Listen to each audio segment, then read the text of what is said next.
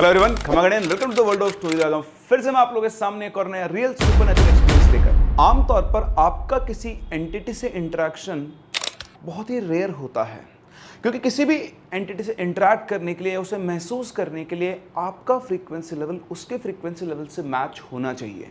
लेकिन कुछ लोग हाईली सेंसिटिव होते हैं towards these energies. It may be positive energy, it may be negative energy. Positive energy से कनेक्ट होना इतना आसान नहीं होता है जितना नेगेटिव एनर्जी से होना होता है। और ये जो अल्ट्रा सेंसिटिव लोग होते हैं, इनके पास नेगेटिव एंटिटीज या तो खुद चलकर पहुंचती हैं, या फिर कभी कभी जाने अनजाने ये खुद उनके पास पहुंच जाते हैं, या फिर उनके रास्ते में आ जाते हैं। अगर वो एंटिटी एक नॉर्मल एंटिटी है तो इस इंटरेक्शन से कोई बहुत बड़ा नुकसान नहीं होता। लेकिन अगर वो नेगेटिव एंटिटी एक पावरफुल एंटिटी है और आपने उसके काम में टांग अड़ा दी है, तो उसका नतीजा बहुत बुरा हो सकता है। और ऐसा ही कुछ हुआ हमारे आज के इंसिडेंट में हुमा के साथ, जो कि रहती है पटना, बिहार में। और जब से उसका वो पहला इंटरेक्शन हुआ उस नेगेटिव एंटिटी के साथ, तब से लेकर 8 से 10 साल गुजर चुके हैं और आज भी वो उस एंटिटी से परेशान है। तो क्योंकि आज की स्टोरी पटना, बिहार से, और पटना से मेरा एक अलग लेवल का रिलेशन है, क्योंकि बहुत सारे स्टूडेंट्स हमारे जेईई नीट वाले पटना से बिलोंग करते हैं और हमारे चैनल को बहुत देखते हैं। तो आज का कमेंट सेक्शन भैया भोजपुरी कमेंट से भरा हुआ होना चाहिए। तो बिहारी बाबू, का हाल बा? आइए बढ़ते हैं अपनी कहानी में आगे बढ़ो उससे पहले अगर आपके पास वैसी कोई रियल स्टोरी है तो आप मेरे साथ शेयर कर सकते हैं मेरी इन दी गई आईडीज पर। तो हुमा पटना के पास एक छोटे से टाउन में रहती थी। हुमा की फैमिली में उसके मम्मी पापा और उसके 2 भाई थे। इनका नाम था रेहान और सलमान। हुमा के पापा का फुटवियर का एक छोटा सा बिजनेस था और इसके दोनों भाई भी अपने पापा के साथ मिलकर वो बिजनेस संभालते थे। हुमा की बाकी क्लोज फैमिली, लाइक उसके दादा दादी, उसके कजिन, ये सब लोग उन्हीं के मतलब पटना के पास एक गाँव था, थोड़ा डिस्टेंस पर था, उस गांव के अंदर रहा करते थे। तो ये बात है 2018 की, जब हुमा अपनी दादी के घर जाती गर्मी की छुट्टियां बिताने। उस टाइम हुमा 10th क्लास में थी। वहाँ गांव में उसकी भाभी और भैया थे, साथ ही दादा दादी भी थे, और उसकी अपनी भाभी से बहुत पटा करती थी। तो जब भी वो छुट्टियों में जाती, तो एक रात की बात है, वो अपनी भाभी के साथ ही सोई हुई थी और फ़ोन चला रही थी। तो फ़ोन चलाते रात को 1 बजे के आसपास उसे नेचर्स कॉल आया, उसको वॉशरूम जाना था। अब जो उनके घर का स्ट्रक्चर था उसमें क्या था ना, इधर कमरे थे, जैसे गाँव में जनरली होता है, बीच में बड़ी सी जगह होती है जिसको आप आंगन बोलते हो, और एक कोना होता है जहाँ पर क्या होते हैं, वॉशरूम होते हैं। तो ऐसे ही उनका भी स्ट्रक्चर था सेम, बड़ा सा एक आंगन क्रॉस करके उसके कोने में एक वॉशरूम था जहाँ उनको जाना होता था। जनरली जब भी वो अंधेरे में जाती थी तो अपनी भाभी को साथ लेकर जाया करती थी। लेकिन आज उसने देखा कि भाभी सो चुकी है, तो उसे लगा ठीक है चलो मैं खुद ही उठ के जाती हूँ। तो वो उठकर अपने रूम से बाहर निकली और बाहर निकल देखा उसने बिल्कुल गुप्त अंधेरा हो रखा था। शायद उस दिन अमावस की रात थी और वो उस वॉशरूम की तरफ चलने लगी। हुमा के हाथ में एक टॉर्च थी। उस टॉर्च से, अब अंधेरा इतना ज़्यादा था और वैसे भी रात का टाइम था तो छोटी भी थी, तो उसे डर तो लग ही रहा था, लेकिन ठीक है, वो जैसे हिम्मत करके वहाँ पहुँची। वॉशरूम के बाहर उसने टॉर्च रखी। वॉशरूम करके जैसे उसने गेट खोला, उसने देखा कि उसकी आंखों के सामने करीबन 6-7 फीट लंबा एक साया खड़ा हुआ है। वो कुछ समझ पाते उससे पहले अचानक से उसको ऐसा लगा कि कुछ सेकंड्स के लिए वो बेहोश हो गई है। जैसे वो वापस से होश में आती है, वो फटाफट से टॉर्च उठा के भागती है, सीधा जाती है रूम के अंदर, अपनी भाभी के पास जाके सो जाती है। और फिर वो मैनिपुलेट करना स्टार्ट करती है कि आखिर उसने क्या देखा। थोड़ी देर के बाद उसे लगता है कि शायद उसके मन का कोई वहम था, वो अंधेरे से डर रही थी और वो चुपचाप कंबल ओढ़ के अपना सो जाती। लेकिन उस पूरी रात उसको अजीब अजीब से सपने आते। उसे लगता है कि कोई उसे मारने की कोशिश कर रहा है। बड़ी मुश्किल से उसकी रात गुजरी। जैसे उसको नींद आती, उसको कुछ ना कुछ दिखता है कि उसको मारने की कोशिश कर रहा है, फिर आँख खुलती, फिर वापस सोती। तो ऐसे चलता रहा और सुबह हुई।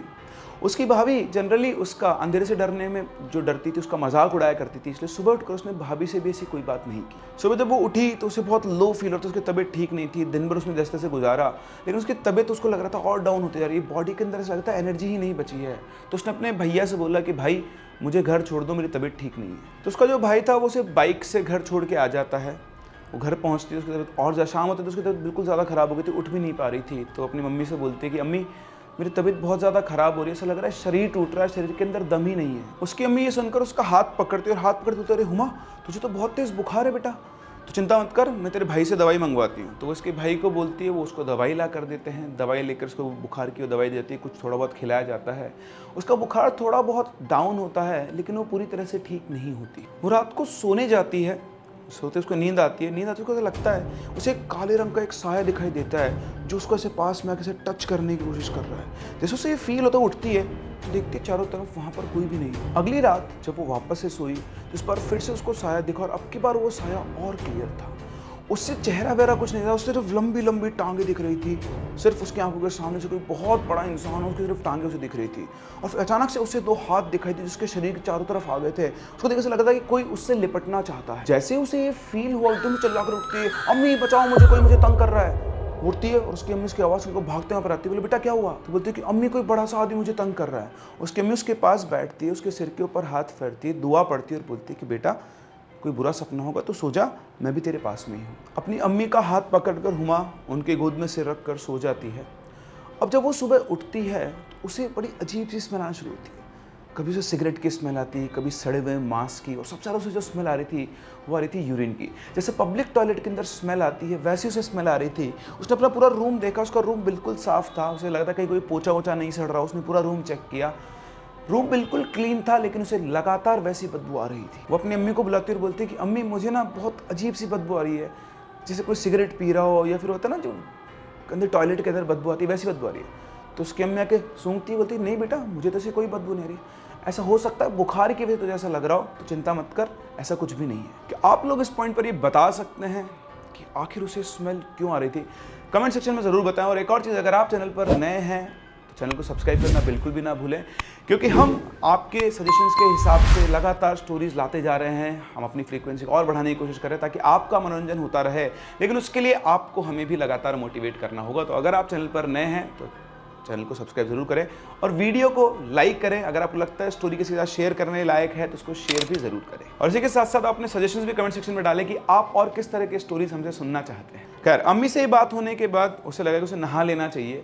वो नहाने के लिए बाथरूम में पहुंची और जैसे वो बाथरूम में पहुंची उसको बहुत हल्का फीलने लगा और वो थोड़ा अच्छा महसूस कर रही थी और वो उसे स्मेल भी नहीं आ रही थी। उसे कुछ समझ तो नहीं आया, लेकिन ठीक है उसे महसूस हुआ। तो उसने करीबन 1 घंटा बाथरूम में बिताया, आराम से वो नहाई।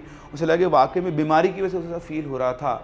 और जैसे ही वॉशरूम से नहाकर बाहर निकली उसे फिर से वही बदबू आने लगी और बदबू इस बार इतनी ज़्यादा थी कि जैसे उसकी नाक में वो बदबू गई, 2 मिनट उसने अपने रूम में गुजारे, उसने वहीं पर उल्टी कर दी।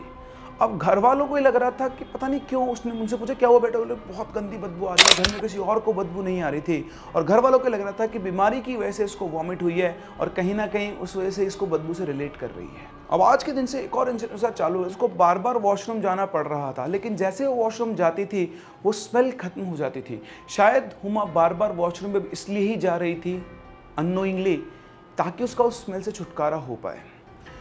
दिन गुजरा, रात हुई। रात को 1 बजे वापस से हुमा वॉशरूम गई और जैसे ही वॉशरूम से वो बाहर निकली उसके सामने एक काला साया खड़ा था।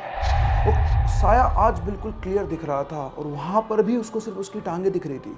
जैसे उसने ऊपर देखा, वो ऊपर देखती गई और उसको कहीं भी उसका अंत नजर नहीं आ रहा था। सिर्फ उसके सामने उसको 2 टांगे खड़ी हुई नजर आ रही थी। उसकी पूरी बॉडी वहीं की वहीं अकड़ गई, वो चाहकर भी हिल नहीं पा रही थी। और अब उसके सामने जो इंसिडेंट हुआ, वो साया एकदम से धीरे धीरे छोटा होने लगा और जब वो एक नॉर्मल 6-7 फीट की हाइट के ह्यूमन की फॉर्म में आया, हुमा की रूह कांप गई। बहुत डरावना उसका चेहरा था और वो चाहकर भी ना चिल्ला पर बोल पाते, उसको किसी ने अपने वश में कर लिया हो। और वो जो आदमी सामने खड़ा था अचानक से उसके हाथ हुमा के चारों तरफ, दोनों तरफ से वो हाथ से पकड़ता है और उसको जकड़ लेता है, बिल्कुल ऐसे जैसे किसी पेड़ की जड़ें किसी को जकड़ लेती हो, इतना टाइट तरीके से उसको जकड़ता है। हुमा डर के मारे पसीना पसीना हो गई, सांसें बहुत तेज चल रही थी और जब वो एक हद के बाद चीज़ों को सहन नहीं कर पाई तो बेहोश हो गई।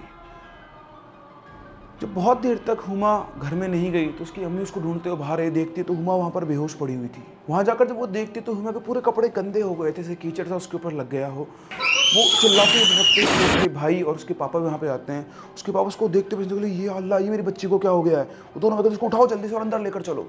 तो उसको अंदर लेकर जाते हैं, बेड पर लिटाते हैं। उसकी मम्मी उसके कपड़े वगैरह चेंज करती है। फिर उसकी मम्मी मस्जिद से लाया हुआ एक तेल लेकर आती है और उसके सिर के ऊपर मलना शुरू करती है। उसके बाद थोड़ी देर में उसे होश आता है और होश आते ही वो रोने लग जाती है। वो रोते हुए बोलती है कि अम्मी अब्बू पता नहीं कौन है जो मेरे पीछे पड़ा हुआ है। वो मैं जब भी वॉशरूम जाती हूँ मुझे दिखाई देता है और बहुत खतरनाक है, और जब मैं रात को सोती हूँ तब भी वो मुझे दिखाई देता है, वो मुझे ऐसे पकड़ लेता है। अम्मी अब्बू मुझे बहुत डर लग रहा है। ये सुनकर उसके परिवार वाले घबरा जाते और बोलते हैं या अल्लाह, बच्ची के ऊपर कोई बुरा साया आ गया है, लगता है मौलाना साहब से मिलना पड़ेगा। लेकिन जैसे तैसे आज की रात तो हम लोगों को काटनी होगी। सभी लोग उसके पास में बैठे रहते हैं और किसी तरह से उस रात को गुजारते हैं। पूरी रात उसकी अम्मी सूरह यासीन की किताब पढ़ती रही जो कि नेगेटिव एंटिटीज़ को दूर करने के लिए काम में ली जाती है। सुबह होते ही मौलाना साहब को घर बुलाया जाता है, वो घर पर आते हैं, उनको हुमा के बारे में बताया जाता है, हुमा से मिलाया जाता है। फिर मौलाना साहब बोलते हैं कि पहले मुझे सारा का सारा घर देखना होगा। तो इनके जो फादर थे वो उनको पूरा घर दिखाते हैं, हर एक कोना कोना उनसे चेक करवाते हैं। पूरा घर देखने के बाद मौलाना साहब हुमा के पास आते हैं। हुमा से उन्होंने कोई बातचीत नहीं की थी, बस देखा ही था। और आने के बाद उससे बोलते हैं कि बेटी, तुम्हें मांस या फिर पेशाब की बदबू आती है? तो बोलती है हाँ। क्या तुम्हें वो छेड़खानी भी करता है? तो हुमा बोलती है हाँ। पूरे दिन ऐसी बदबू आती रहती है, बस जब बाथरूम में जाती हूँ तो ऐसी बदबू नहीं आती है। उसके बाद सुनते मौलाना साहब बोलते हैं खतरनाक खबीस का साया इस बच्ची के ऊपर, और वो बहुत गुस्से में है। शारीरिक दुख देगा इस बच्ची को और बाद में इसको अपने साथ ले जाएगा। कल ही ले जाता वो तो इसको, लेकिन घर में अल्लाह की अच्छी नज़र है जिसने बचा लिया इस लड़की को। अभी तो इसकी हिफाजत के लिए एक ताबीज़ दे रहा हूँ, कल रात को आऊँगा और इसका पूरा इलाज करूँगा। अब ये सब सुन के एकदम से घर वालों की हालत टाइट हो गई कि हमारे घर में खबीज़ कहाँ से आ गया। और आप लोग सोच रहे होंगे खबीज़ क्या होते हैं। तो देखिए, इस्लाम में जिन्स होते हैं और जिन्स की भी कैटेगरीज होती हैं अलग अलग। तो कुछ बहुत अच्छे जिन होते हैं, कुछ ख़राब जिन होते हैं जिनकी नेगेटिव पावर्स बहुत ज़्यादा होती है। ऐसा माना जाता है कि खबीज़ जो होते हैं वो गंदी जगहों पर रहना ज़्यादा पसंद करते हैं, जैसे पब्लिक टॉयलेट्स हो गए, मीट शॉप्स हो गई, है ना। जितनी भी गंदी जगह होगी वहाँ पर उनका वास माना जाता है। मेरी नॉलेज इस मामले में बहुत ज़्यादा नहीं है, इसलिए जितना हम रिसर्च कर पाए उतना ही बोल रहा हूँ। तो इसका इंटेंशन किसी को भी गलत मतलब इन्फॉर्मेशन देना नहीं है। लेकिन हाँ, आप अगर इसके बारे में कुछ जानते हैं तो हमें कमेंट सेक्शन में ज़रूर बताएं, ताकि और लोगों को भी जानने को मिले। इसके अलावा कुछ लोग ये भी मानते हैं कि खबीज़ जो होता है वो इमली के पेड़ पर रहना बहुत पसंद करता है। ये जो खबीज़ होते हैं इनके पास बहुत स्पेशल पावर होती है, जितना चाहे अपना रूप बढ़ा सकते हैं साइज़, और जितना चाहे उतना छोटा भी कर सकते हैं। इसीलिए हुमा को जब वो काला साया दिखता था तो उसे सिर्फ उसकी टांगें दिखाई देती थी, क्योंकि उस टाइम पर वो अपनी सुपर साइज्ड फॉर्म के अंदर रहता था। इनके बारे में ये भी कहा जाता है कि जनरली यंग लड़कियां जो कि अपनी प्यूबर्टी को अटेन कर रही होती हैं, मतलब 11-12 साल की एज में पहुंच रही होती हैं, उन लड़कियों को अपना शिकार बनाते हैं। जिन लड़कियों के ऊपर इस खबीज़ का साया जाता है वो उनको बहुत शारीरिक दुख देता है, या आप कह सकते हैं एक तरह से उनका सेक्सुअल हरासमेंट भी वो करता है। कुछ लोगों का ये भी कहना है कि खबीज़ जो है वो अपने जिस भी इंसान को वो अपना शिकार बनाता है वो वॉशरूम में बनाता है, वो भी तब जब वो बिना कपड़ों के होते हैं, और फिर जब तक वो चाहे तब तक वो उनका सेक्सुअल हरासमेंट भी करता है। और इसीलिए गाँव में लोग कहते हैं कि कभी भी पूरे कपड़े उतार के नहीं नहाना चाहिए, और इमली के पेड़ के आसपास या उस पेड़ पर कभी भी टॉयलेट नहीं करना चाहिए, वरना हो सकता है आपको भी कोई खबीज़ मिल जाए। तो अगर आपकी नॉलेज में ऐसा कोई इंसान या आपके जानकार हैं जो किसी भी तरह की नेगेटिव एंटिटीज से परेशान है, उनको लगता है कि उनकी लाइफ के अंदर कुछ चीज़ें ठीक नहीं चल रही है और वो कंसल्ट करना चाहते हैं जेन्युइन पैरानॉर्मल एक्सपर्ट से, तो आप हमारी पैराटॉक्स की टीम से कॉन्टैक्ट कर सकते हैं स्क्रीन पे दिए गए नंबर से। बहुत सारे लोगों ने उनसे कंसल्ट किया है और उनको इस चीज़ का फ़ायदा हुआ है। अगर आपको लगता है कि आपकी लाइफ में चीज़ें गड़बड़ चल रही है और आप उनको किस तरीके से ठीक कर सकते हैं, तो आप हमारे एक्सपर्ट से 1-to-1 कंसल्टेशन बुक कर सकते हैं थ्रू दिस नंबर। चलिए बढ़ते हैं कहानी में आगे और बात करते हैं कि कैसे हुमा का इंटरेक्शन हुआ उस खबीज़ से। मौलाना साहब उसको जब ताबीज़ देकर वहाँ से निकल गए तो उसके बाद उसको बहुत अच्छा फील हो रहा था, उसको स्मेल आना भी बंद हो गई थी। लेकिन उसी रात मौलाना साहब के घर में वही स्मेल घूमना शुरू हो गई, वही बीड़ी सिगरेट की स्मेल, वही यूरिन की स्मेल। जैसे वो स्मेल मौलाना साहब को आई, वो जान चुके थे कि वो खबीज़ उनके घर पे आ गया है और अब वो उनको परेशान करना चाहता है, और साथ ही साथ उनको डराना चाहता था कि अगले दिन वो हुमा के घर पे जाकर वो प्रोसीजर ना करें। लेकिन मौलाना साहब भी बहुत एक्सपीरियंस थे, खेले खाए खिलाड़ी थे।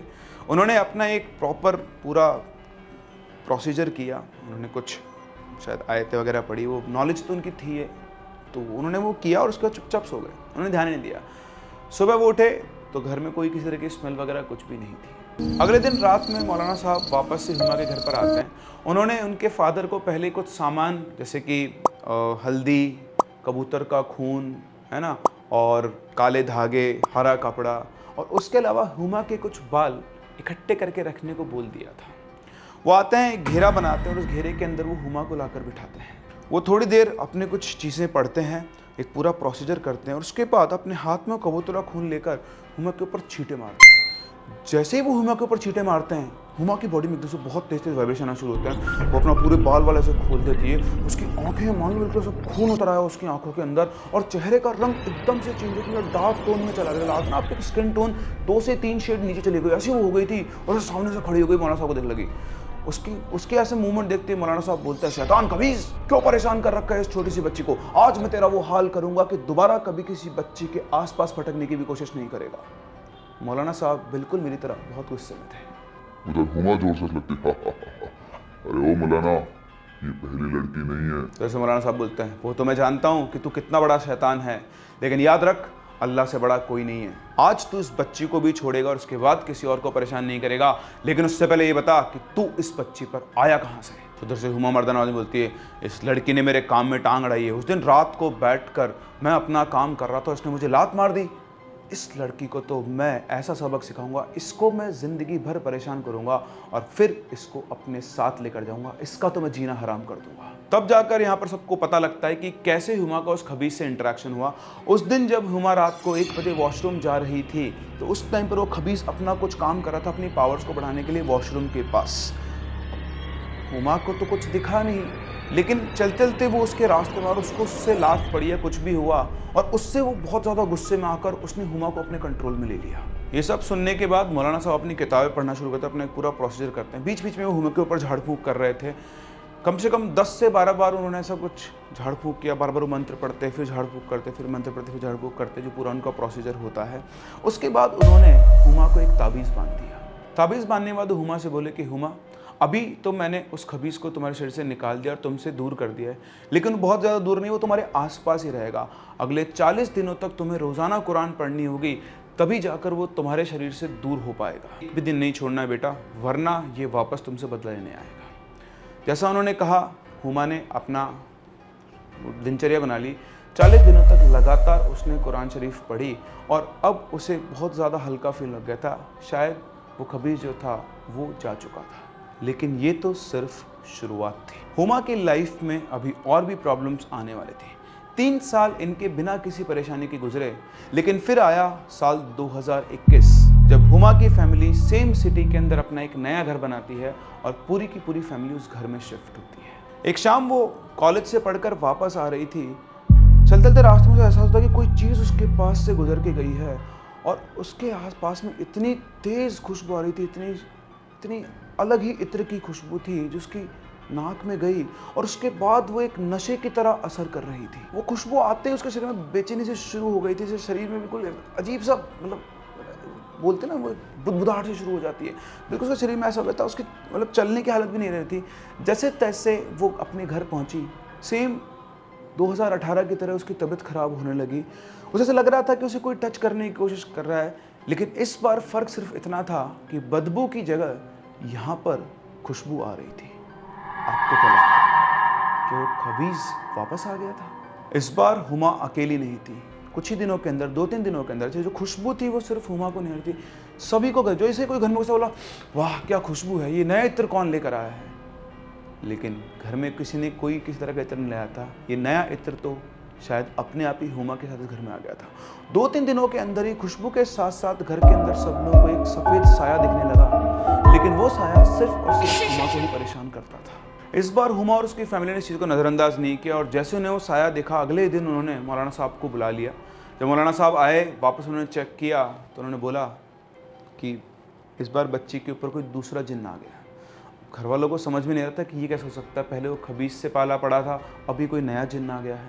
उन्होंने बोला तो मौलाना साहब बताइए कि देखो, आपकी बच्ची शायद सेंसिटिव है इन चीज़ों को लेकर, और बहुत जल्दी ये चीज़ें आपकी बच्ची को गिरफ्त में कर लेती है। वो उस जिन को बुलाते हैं, उस जिन से बात करते हैं। उस जिन ने उनको बताया कि एक दिन हुमा खुले बालों में घूम रही थी, वो उसे नज़र आई, उसे बहुत पसंद आई, और उस दिन से ही वो इसके साथ आ गया था।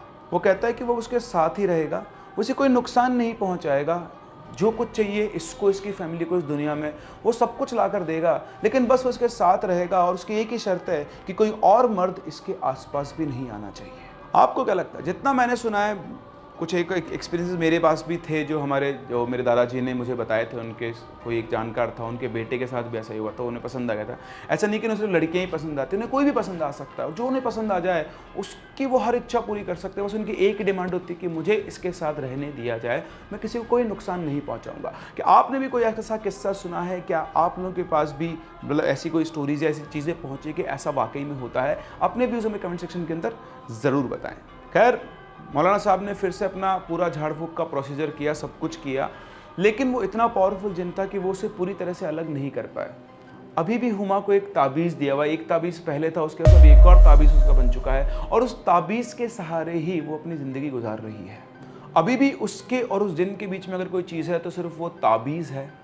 उसके अलावा मौलाना साहब की एक सलाह है कि बेटा तुम थोड़ी कमज़ोर हो तो ये जो एंटिटी है तुम्हें बहुत जल्दी पजेस कर लेती है, इसलिए उनको सख्त हिदायत है कि तुम्हें शाम के बाद ना तो खुले बाल करके घूमना है, ना ही इत्र लगाना है और रोज़ तुम्हें कुरान पढ़ना है। आप लोगों को शायद ये कहानी लग रही होगी, लेकिन ये फर्स्ट हैंड एक्सपीरियंस है हुमा का, जिन्होंने हमें कुछ दिन पहले ही शेयर किया था। इसी वजह से, इस डर की वजह से वो अभी तक शादी भी नहीं कर रही कि उन्हें लगता है कहीं अगर उसकी शादी हो गई तो वो जिन कहीं उनके पति, उनके घर वाले और इनके घर वालों को नुकसान ना पहुँचा दें। हम सभी ये प्रे करते हैं कि हुमा की इस प्रॉब्लम का जल्दी से जल्दी सोल्यूशन हो जाए और वो भी एक नॉर्मल लाइफ जी पाए हम लोगों की तरह। लेकिन मेरा आपसे एक क्वेश्चन है कि हुमा में आखिर ऐसा क्या है कि वो लगातार इन एंटिटीज़ का शिकार हो रही है। मेरे हिसाब से तो कुछ लोग ऐसे होते हैं, जनाब पहले बताएं, इनकी फ्रीक्वेंसीज बहुत जल्दी मैच होती है और ऐसे लोगों को किसी ना किसी तरह से स्पिरिचुअली कनेक्ट करके या फिर मेडिटेशन के थ्रू या किसी भी चीज़ के थ्रू अपने मेंटल लेवल को और स्ट्रॉन्ग करना होता है ताकि आसानी से कोई एंटिटी उनके ऊपर कंट्रोल ना कर पाए।